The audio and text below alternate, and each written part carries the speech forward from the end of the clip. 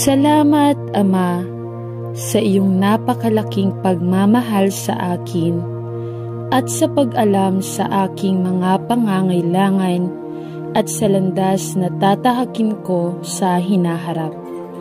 Tulungan mo akong makilala ang aking mga pangangailangan sa hinaharap at huwag malito ang mga ito sa mga pagnanasan ng laman o mga walang kabuluhan ng aking puso.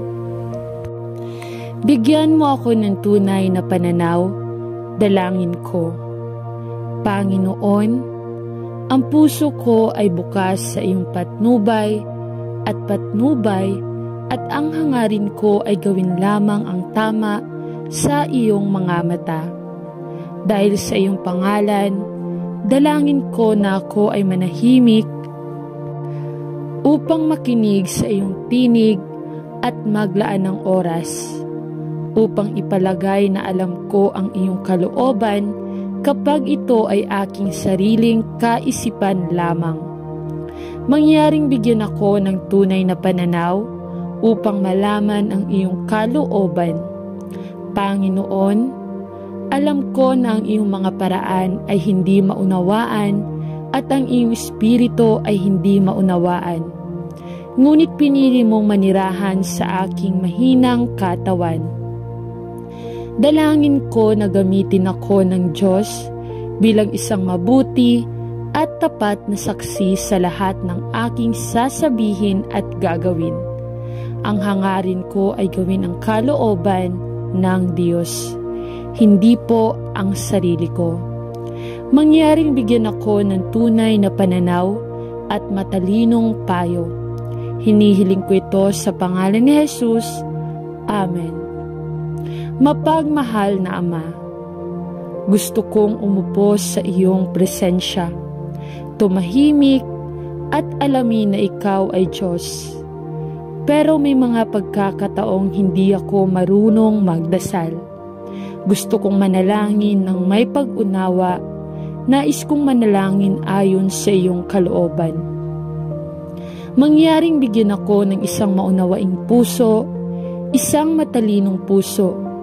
Ikaw lamang ang nakakaalam kung ano ang dapat kong ipagdasal at ang aking puso ay bukas upang gabayan ng iyong espiritu ng katotohanan. Iniaalay ko ang aking sarili sa iyo bilang isang buhay na sakripisyo upang gawin ang iyong kalooban. Pumunta kung saan mo ako ipapadala o manatili kung saan mo pinili. Mangyaring gawin akong sensitibo sa iyong kalooban at huwag ipagpalagay na ang aking kalooban ang pinakamahusay na pagpipilian para sa aking buhay. Mangyaring bigyan ako ng pusong may pangunawa upang malaman ang iyong kalooban para sa aking buhay. Dalangin ko sa pangalan ni Jesus. Amen. Dalangin ko na madala mo ang mapagmahal na mga kaibigang Kristiyano sa kanyang buhay at na siya ay umasa sa iyo ng higit at higit pa sa panahon nang hindi may iwasang mga stress at strain na nagmumula sa pagiging nakakulong sa pampublikong buhay. At lalo kong ipinagdarasal na protektahan mo ang kanyang isip mula sa impluwensya ng makamundong kaisipan at ilagay si Jesus sa sentro ng kanyang buhay. Ito ang aking hinihiling sa pangalan ni Jesus. Amen. Panginoon, dinadala ko ngayon sa iyo ang aking minamahal na anak. Diyos ko, siya ay ganap na nawala sa buhay at nagsimulang magkaroon ng malubhang problema. Natatakot ako para sa kanyang kinabukasan at hinihiling ko sa iyo na mahimalang makialam. Nakipag-ugnayan siya sa maling grupo ng mga tao na nakaka-impluwensya sa kanyang saloobin at kilos, at natatakot ako na malapit na siyang malagay sa malubhang problema, marahil kahit na sa mga pulis.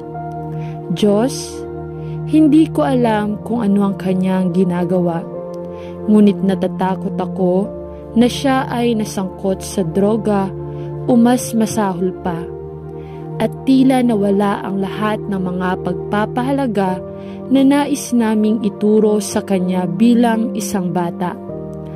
Panginoon, sa iyong kabutihan at kagandahang loob, mangyaring tingnan ang aming anak na babae at idinadalangin ko na itigil mo ang mapanganib na landas na kanyang tinatahak at ibalik siya sa tamang landas.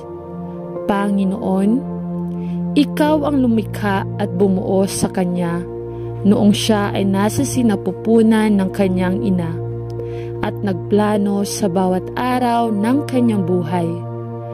At tila napakalayo na niya sa landas na binalak ng Diyos.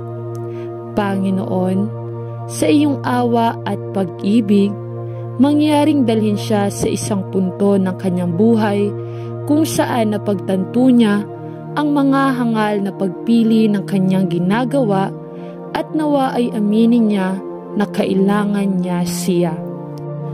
Tulungan siyang maunawaan na ang landas na pinili niya ay magdadala lamang ng sakit at dalamhati sa lahat ng kasangkot.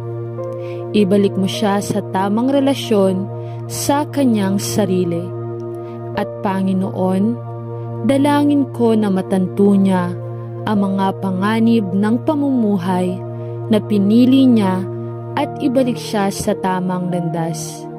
Ito ang aking hinihiling sa pangalan ni Jesus. Amen. Ama sa langit, sana lang ay matanto ng aking anak na babae ang kanyang pangangailangan para kay Jesus at magtiwala sa kanya bilang kanyang personal na tagapagligtas. Alam kong ang iyong kalooban ay hindi para sa ilan na mapahamak, kundi para sa lahat na magsisi at malaman ang katotohanan para sa kaligtasan. Ngunit siya ay lumaban sa iyong tawag, na naging dahilan upang ako ay walang magawa, parehong kalungkutan. Ngunit alam ko na ang kanyang banal na spirito ay nagkukumbinsi sa mga makasalanan sa kanilang pangangailangan para kay Jesus. At ako ay nagdarasal na ipakita niya sa aking anak na babae na ang kanyang buhay ay patungo sa maling direksyon at na siya ay naging alipin ng kasalanan sa mundo at lahat ng dinadala nito sa kanya. Ngunit sa katagalan ay hahantong lamang ito sa mga kaguluhan at kahirapan.